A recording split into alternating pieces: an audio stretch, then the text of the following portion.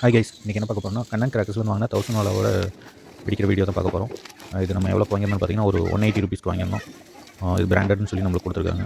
வாங்க இப்போ இதை வெடிச்சு பார்க்கலாம், எப்படி இருக்குன்னு பார்க்கலாம்.